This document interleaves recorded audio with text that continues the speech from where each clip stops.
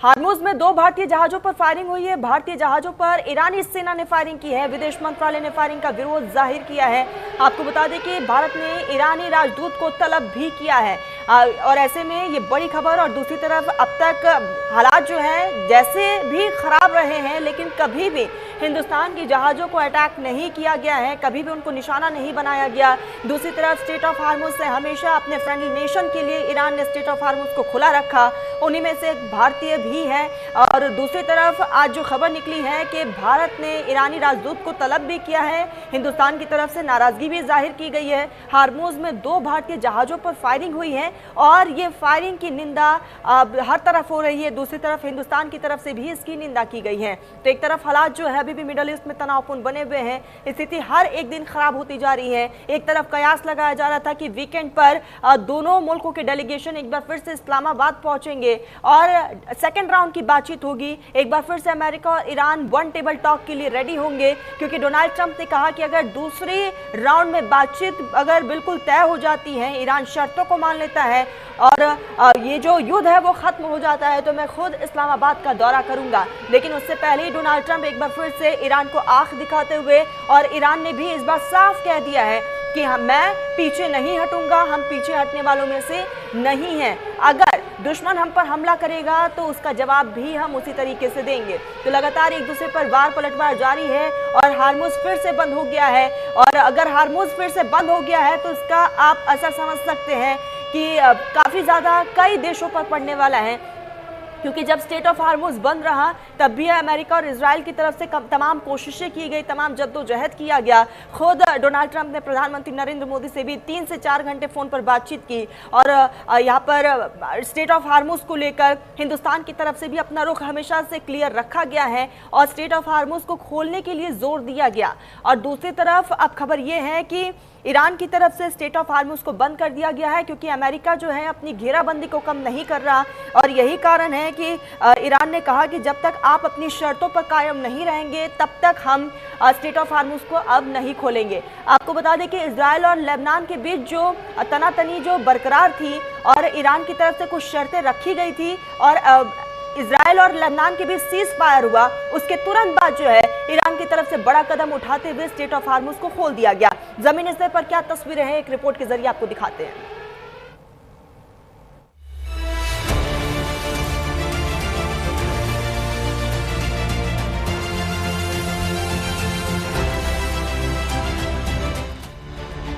तेल की नस हॉर्मुज पर फिर ईरान का कंट्रोल।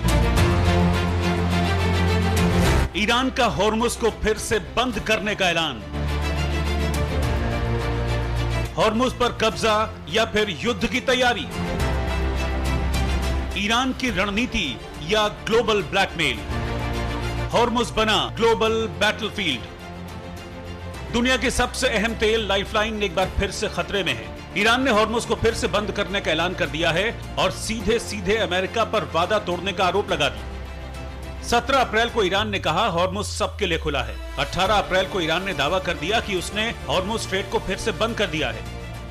ईरान का आरोप है कि अमेरिका ने समझौते के बावजूद हॉर्मुज पर नौसैनिक घेराबंदी जारी रखी, इसीलिए हॉर्मुज स्ट्रेट बंद कर दिया गया है।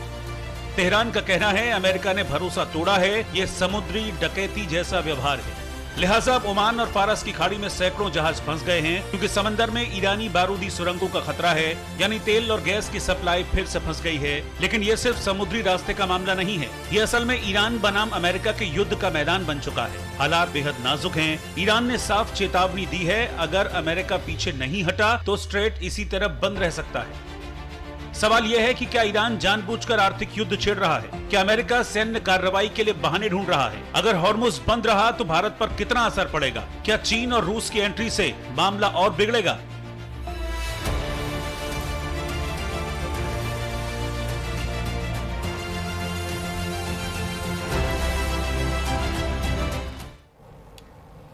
तो ऐसे में मौजूदा हालात को देखते हुए लग रहा है कि अमेरिका और ईरान के बीच युद्ध का नया फ्रंट खुलता हुआ दिख रहा है। खास मेहमान हमारे साथ जुड़ चुके हैं, मोहम्मद अली शाह डिफेंस एक्सपर्ट है, मनोज कुमार विदेश मामलों के जानकार हमारे साथ जुड़े हैं। बहुत स्वागत है। अली साहब, मैं आपके पास ही आऊंगी।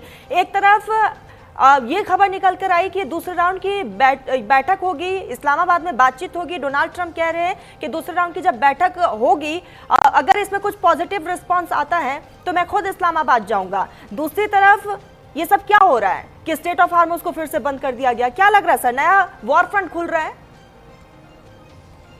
जी, आपका बड़ा अच्छा सवाल है।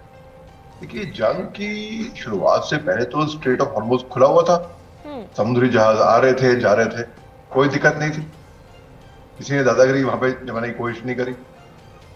जब अमेरिका हमला करती है इजराइल के साथ ईरान पे, उसके बाद ही ये प्रॉब्लम आई ना। यानी कि हासिल क्या किया डोनाल्ड ट्रंप साहब ने? क्या हासिल हुआ उनसे? कुछ हासिल नहीं हुआ, उल्टा ही परेशानी कर दी।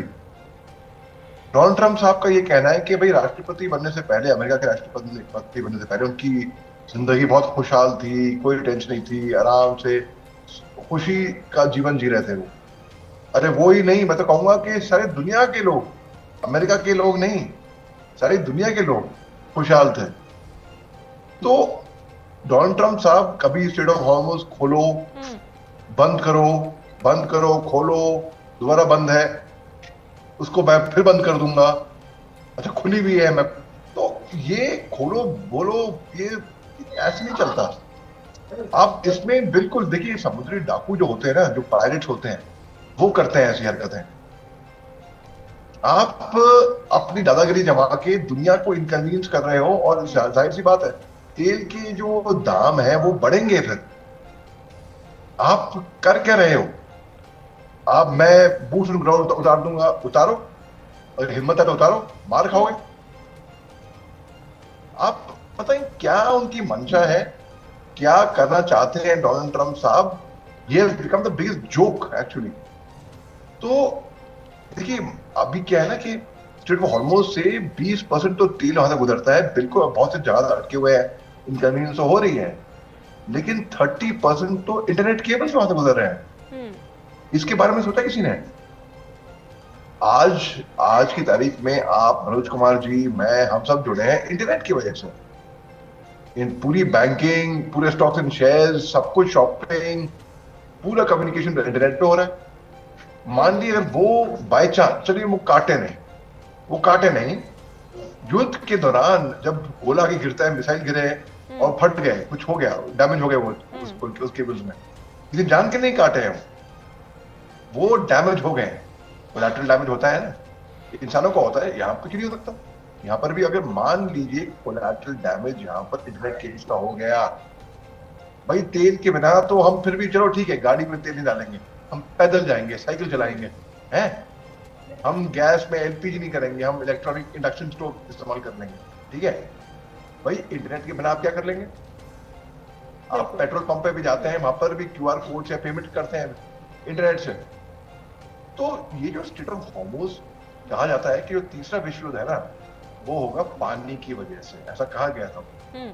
और ये अल्फ्रेड थे महान, एक बहुत बड़े नेवल स्ट्रेटेजिस्ट थे अमेरिका के, उन्होंने कहा था कि जो समुद्र पे राज करेगा वो ही धरती पे राज करेगा। और यही सर वॉल्टर रैली ने कहा था, और यही ऑटोमन एम्पायर एडमिरल हेरिडन बारबरोसा ने कहा, चला दी थी ये शहनशाह सोलोमन को, और आज वो बात कितनी सही हो रही है। बिल्कुल बिल्कुल तो बिल्कुल अली साहब, इसमें कोई दो राय नहीं है कि आने वाले समय में स्थितियां और भी ज्यादा खराब हो सकती है। मनोज जी, मैं आपके पास ही आऊंगी। एक तरफ बातचीत होती है कि सीज फायर और इस युद्ध का हम दी एंड करेंगे, डोनाल्ड ट्रंप कहते हैं। उसके बाद डोनाल्ड ट्रंप वापस से घेराबंदी को और बढ़ा देते हैं। जाहिर तौर पर ईरान को भी फिर ये बड़ा कदम उठाना पड़ रहा है। आने वाले समय में सर हर एक मुल्क के लिए चुनौतियां और भी ज्यादा बढ़ती हुई नजर आ रही है। क्या लग रहा है, ये जो सीज फायर लिया गया था, ये सिर्फ और सिर्फ स्ट्रैटेजिक तौर पर लिया गया था? नहीं तरन्नुम जी, एक चीज हम पिछले 50 दिन होने के बाद से जिस तरीके की स्थिति उत्पन्न होकर आई है, और जो पहला सीज फायर हुआ और जिस तरीके से पाकिस्तान ने मीडिएट किया, तो मुझे लगता है कि गलती वहीं से हुई। क्योंकि ये ईरान को पूरी तरीके से पता है कि जो मीडिएट करने वाला जो देश है वो पूरी तरीके से यूएस के इंटरेस्ट की बात करेगा, उसमें ईरान के इंटरेस्ट की बात नहीं रखेगा। और कोई भी जब मध्यस्थता होती है तो जब तक दोनों पक्ष उस पर सहमति नहीं हो जाए तब तक नहीं हो सकता। और हम सब जानते हैं, हम लोग पिछले डिबेट में भी चर्चा कर चुके हैं कि ईरान के पास आज के डेट में खोने के लिए कुछ नहीं है।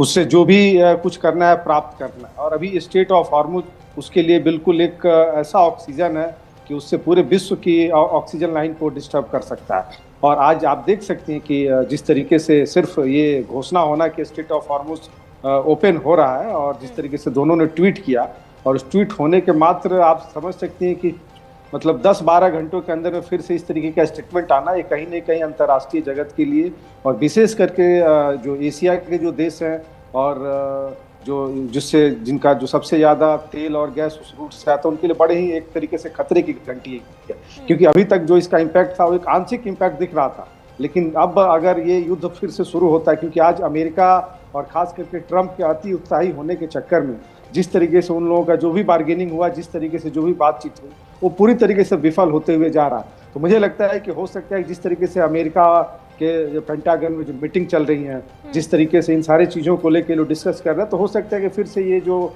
डेडलाइन है 22 अप्रैल, उसके बाद से स्थिति फिर से भयावह हो सकती है।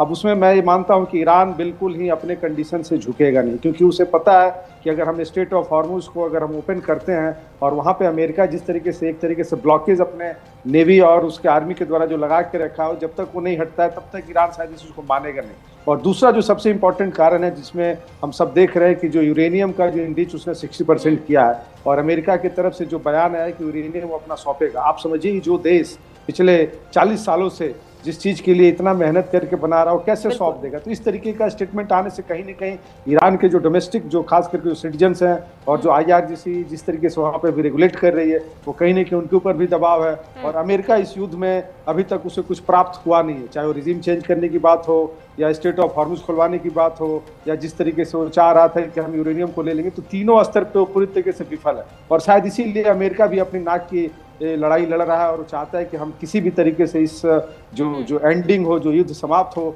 उसमें हमें किस तरीके से क्रेडिट मिले, जिससे कि ट्रम्प जो डोमेस्टिक लेवल पे घिरते जा रहे हो, किस तरीके से वहां पे अपने आप को सेव कर सकते हैं। तो इन सब सारे कारणों को लेके चला जा रहा है। लेकिन मैं फिर एक चीज और कहना चाहूंगा तरन्नुम जी, कि जिस प्रकार से पूरा वेस्ट और खास करके यूरोप के जितने भी देश है, कोई भी ट्रम्प के साथ खुल के नहीं आ रहा है। आप देख सकते हैं कि फ्रांस और ब्रिटेन के नेतृत्व में जिस तरीके से अभी 40 देशों ने जो एक मीटिंग की है, उसमें स्ट्रेट ऑफ हॉर्मुज के लिए उन्होंने एक अलग रास्ता निकालने की बात की, किस तरीके समय से ओपन किया जाए। तो कहीं ना कहीं ट्रम्प एक अंतर्राष्ट्रीय राजनीति में अलग थलग पड़ते जा रहे हैं, और इस तरीके की नीति अगर उनकी और चलती रही तो मुझे लगता है कि ये फाइनली फिर से हम एक नए युद्ध की तरफ जाएंगे। और जब दोबारा युद्ध अगर शुरू होता है तो मुझे लगता है अगर दोबारा से युद्ध शुरू होता है तो इसकी तस्वीरें बहुत ज्यादा घातक होगी। अली साहब, मैं आपके पास ही आऊंगी। ईरान की तरफ से अपने फ्रेंडली नेशंस के लिए पहले से स्ट्रेट ऑफ हॉर्मुज को खुला रखा, उन फ्रेंडली नेशंस में इंडिया भी है। लेकिन अभी जो खबर निकल कर सामने आई है, स्ट्रेट ऑफ हॉर्मुज से हिंदुस्तान के 2 जहाज पार कर रहे थे और इसी बीच जो है उस पर गोलाबारी की गई है। क्या समझे सर, इसको गलती हो गई है ईरान से, या फिर अब दोनों की दोस्ती में कुछ करवाहट नजर आ रही है? जी देखिए, मैं पहले तो पूरा इत्तेफाक करता हूँ जो मनोज भाई ने कहा है, बिल्कुल सटीक तरीके से उन्होंने अपना एनालिसिस पेश किया। अब जो बात करते हैं 2 जहाज जो हिंदुस्तान के आ रहे थे, ईरान की तरफ से जिनके गोली हुई, इसकी मैं निंदा कहूँ कि हिंदुस्तान जो उनके दोस्त देश में माना जाता है उसके ऊपर फायरिंग की है, ये भी खराब बात है। आपने अगर हमारे इस पे फायरिंग करी तो अली साहब, आपकी वॉइस क्लियर नहीं है। मैं आऊंगी आपके पास, आप अपनी बात को आगे रखिएगा, आऊंगी, इसको ठीक करवाते हैं। मनोज जी, मैं आपके पास ही आऊंगी। आने वाले समय में सर मिडल ईस्ट में हालात और भी ज़्यादा घातक होंगे अगर युद्ध की वापस से शुरुआत होती है। डोनाल्ड ट्रंप की तरफ से एक बहुत बड़ा बयान सामने आया जिसमें वो कह रहे हैं कि ईरान में सत्ता परिवर्तन हो रहा है। सर, क्या लग रहा है, मुस्तफा अल खामनेई जो है वो नहीं संभाल पा रहे हैं सत्ता को, या वाकई अंदरूनी खाने में जो है बड़ा परिवर्तन देखने को मिल सकता है? देखिए तरन्नुम जी, एक चीज़ तो हमें ट्रंप के स्टेटमेंट को जब तक कोई चीज़ें पूरी तरीके से हो न जाए तब तक मुझे लगता है कि उनके स्टेटमेंट अगर आप उठा के देख लीजिए तो उन्होंने अभी तक जितने स्टेटमेंट दिए हैं उसके विपरीत बिल्कुल ही रिजल्ट आए। तो ये कहना कि वहाँ पे हम सत्ता परिवर्तन कर रहे हैं, इस तरीके का कोई फुटेज या किसी भी तरीके का अगर हम मतलब मीडिया को देख लें या इस तरीके का कोई रिपोर्ट्स देख लें तो अभी तक ऐसा कहीं से कुछ दिखने को नहीं मिल रहा।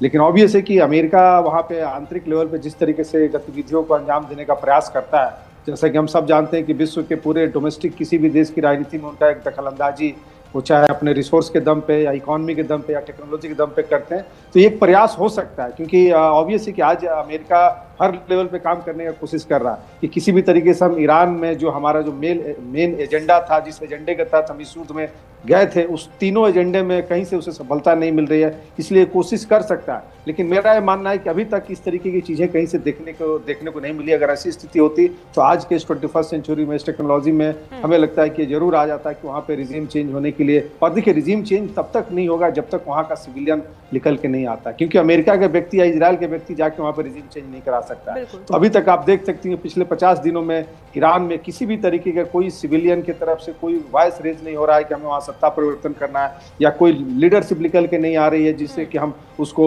टेक ऑन करें। तो ये मेरा मानना है कि एक तरीके का एक बिल्कुल, और देखने वाली बात ये भी होगी कि ईरान की तरफ से क्या स्टैंड रहता है, और जाहिर तौर पर ब्लफ बार बार डोनाल्ड ट्रंप की तरफ से किया जा रहा है, और जाहिर है कि उनकी बातों पर अब कैसे भरोसा कर लिया जाए। अली साहब, आई होप कि आप मेरी आवाज आप तक पहुंच रही होगी, सुन पा रहे हैं? जी हाँ, क्लियर है। अली साहब, प्लीज आप अपनी बात को कंप्लीट करिएगा। हिंदुस्तान के जिन जहाजों को निशाना बनाया गया है, उसको आप किस नजर से देखते हैं? क्या ये ईरान की एक गलती है? आप अपनी बात कंप्लीट करिए। जी, गलती तो है, बिल्कुल है। देखिए, इन्होंने अमेरिकी नेवी ने ईरान के 2-9 पैसेंजर्स को एक बार 80s में इनको उड़ा दिया था, और 290 में से कोई नहीं बचा था, और ये इनने माफी भी मांगी थी बाद में, इनको रिमोर्स भी था। तो ये मैं ईरान की गलती मान रहा हूँ, बहुत बड़ी गलती। अगर ईरान ने जानबूझ के किया है तो बहुत बड़ी भूल, और माफी भी मांग लें वो अलग बात नहीं, लेकिन खटास तो होगी बिल्कुल। आप अगर हमारे जहाज पे अगर फायर कर दोगे तो खटास तो होगी। और आपने खुद कहा था अपने मुंह से ही कि जो लिस्ट दी थी कि दोस्त राष्ट्र हैं ये जा सकते हैं वहां से, आप कैसे हमारे जहाज पे फायर कर सकते हैं? बिल्कुल, कैसे? और अगर हम रिटेलिएट करते फायर और हम इतना नुकसान हम करते, कोई भी जहाज ऐसा नहीं होता जो अनार्म्ड होता है बेसिकली। अगर मैं आपको एग्जाम्पल देता हूँ, हम अगर जा रहे हैं कहीं पे लॉन्ग ड्राइव पे भी आम जिंदगी में, तब भी एक हथियार साथ रखते हैं ना कि अभी हाईवे पे कोई आ ना जाए। वैसे समुद्री बहुत वॉयजेस के लिए समुद्री जहाज पे कोई भी जहाज अनार्म्ड नहीं होता। तो ये बहुत बड़ी मैं गलती मान रहा हूँ ईरान की। देखिए, बहुत हो गया है। ईरान, मैं मानता हूँ गुस्से में है, मगर अन्य देशों पे वो फायरिंग तितर कर देगा, बेतरतीब फायरिंग कर देगा, लोग बुरा मानेंगे।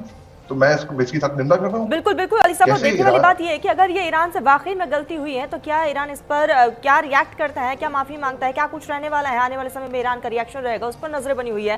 बने रहिएगा आप सभी भी। इसी बीच एक बहुत बड़ी खबर सामने आ रही है। ईरान के supreme leader Mustafa Ali Khamenei का बड़ा बयान सामने आया। ईरानी सेना दुश्मनों को हराने के लिए बिल्कुल तैयार है, मुस्तफा अली खामनेई की तरफ से कहा गया। ईरान की नौसेना बहादुर और मजबूत है। अमेरिका और इजराइल एक्सपोज हुए हैं, मुस्तफा अली खामनेई की तरफ से ये कहा गया। तो ये बड़ा बयान सामने आया। एक तरफ डोनाल्ड ट्रंप कह रहे हैं कि ईरान के अंदर सत्ता परिवर्तन हो रहा है, और दूसरी तरफ मुस्तफा अली खामनेई ने उन तमाम बयान अफवाहों पर ब्रेक लगा दिया है। साफ तौर पर कहना है कि हमारी सेना जो है वो मजबूत है। अली साहब, मैं आपके पास ही आऊंगी। मुस्तफा अली खामनेई का ये बयान, जाहिर तौर पर उन्होंने कहा है कि हमारी सेना जो है वो किसी से पीछे नहीं है। अमेरिका और इजराइल की जो हकीकत है वो भी सबके सामने आ चुकी है। एक चीज बहुत क्लियर है कि अगर अमेरिका की तरफ से हमला फिर से होता है तो ईरान इस बार बिल्कुल नहीं छोड़ेगा। जी देखिए, ईरान एक जख्मी शेर की तरह है। वो अमेरिका ने उसको और शक्ति दे दी और ताकत दे दी है, क्योंकि जंग से पहले तो ईरान कंट्रोल नहीं कर रहा था स्ट्रेट ऑफ हॉर्मुज, अभी जंग के बाद कंट्रोल करने लग गया। ईरान की अमेरिका की जो सैन्य बेसिस थे, भलाई कुवैत में हो, बहरीन के अंदर हो, भलाई कतर में हो, यूएई में, जहां पर उनका ऑफिशियल फॉर्मल बेस भी नहीं है, मिलिट्री बेस, वो एक ताकत माने जाते थे, वही कमजोरी बन चुके हैं। वही एसेट माने जाते थे कि भाई ये यहाँ पर अमेरिका का मिलिट्री बेस है। कमजोरी, लायबिलिटी इसलिए है क्योंकि ईरान कब इस पे फायर कर देगा पता नहीं। तो Iran is basically now calling the shots, और ईरान तो चला रहा है अमेरिका को, वो इंटरनेट पे लगा रहा है welcome to the new super power Iran, इस तरीके से। देखिए, आने वाले वक्त में ना अमेरिका रास्ता खोल रही है चीन को और शक्तिशाली हो जाओ। चीन, रूस और ईरान, ये तीन शक्तियां उभरते हुए आएंगी। I think it's the end of the beginning of the end American empire का। अभी इसके बाद अमेरिका का अली साहब, मुझे लग रहा है कि ये जो सीज फायर के दरमियान ये जो वक्त मिल गया है दोनों मुल्कों को, ताकि अपने अपने सैनिकों को और ज्यादा मजबूत कर पाए, एक अच्छा खासा ये समय दिया गया है। जी, ये बात तो सही है। देखिए, सीज फायर इसीलिए होता भी इसीलिए है बिल्कुल कि एक स्ट्रेटेजिकल पॉज होता है एक ताकि रेस्ट और रिकूप, रिकैलिब्रेट, रीस्ट्रेटेजाइज, रीप्लानिंग, आप अपने जगह पे पूरा वही प्लानिंग कर लो आप दोबारा। तो बिल्कुल अच्छा वक्त दिया गया है, लेकिन वो वक्त दोनों साइड से है। अगर अमेरिका ने रीस्ट्रेटेजाइज किया है, ईरान ने भी रीस्ट्रेटेजाइज किया है। और ईरान की स्ट्रेटेजी आप देखिए, आप अमेरिका इतनी बड़ी शक्ति है, हाथी और चींटी की लड़ाई में वही चींटी अगर हाथी के सूंड में घुस जाए तो उसको मुश्किल कर देगी। अमेरिका के महंगे महंगे मिसाइल्स हैं, बड़े महंगे महंगे मिसाइल्स, ईरान के देसी सस्ते ड्रोन ने उनको टक्कर दी है। अमेरिका की हाई टेक्नोलॉजी ने ईरान की देसी टेक्नोलॉजी ने उसको मार दी है। अमेरिका के हाईली बिल्कुल बिल्कुल, और दोनों सैनिकों को यहाँ पर बूस्टअप मिल चुका है। यही कारण है कि दोनों एक दूसरे को आग दिखा रहे हैं। मनोज जी, मैं आपके पास ही आऊंगी।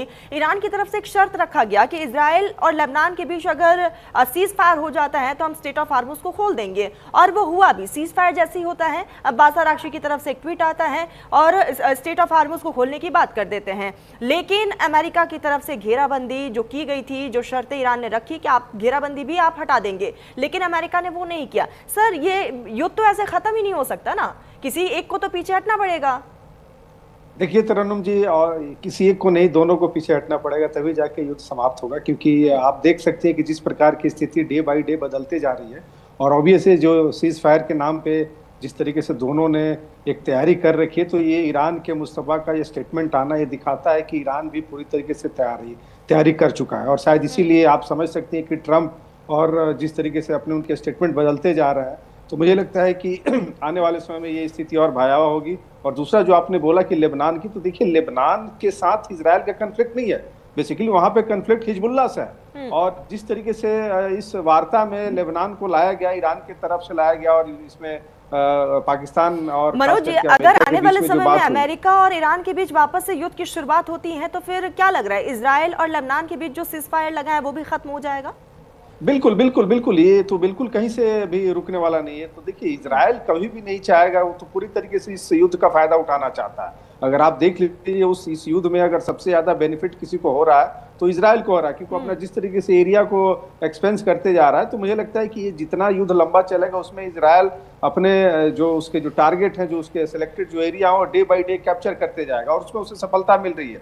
इसीलिए आप समझ सकते हैं कि ईरान ने इस शांति वार्ता को करने के पहले उसमें लेबनान को जिस तरीके से इन्वॉल्व किया, और अमेरिका के दबाव के बाद ही बिल्कुल। मनोज जी, मैं माफी के साथ आपको रोकना चाहूंगी। अगर इस युद्ध की वापस से शुरुआत होती है, यानी कि 2.0 शुरू होता है, तो इसका वैश्विक स्तर पर असर होगा। वक्त की बेहद कमी है। अली साहब, मनोज जी, आप दोनों ने बहुत कीमती वक्त न्यूज इंडिया को दिया, बहुत शुक्रिया आप सभी का। फिलहाल रुकते हैं पर एक छोटे से ब्रेक के लिए, जल्द हाजिर होंगे, बने रहिए न्यूज इंडिया के साथ।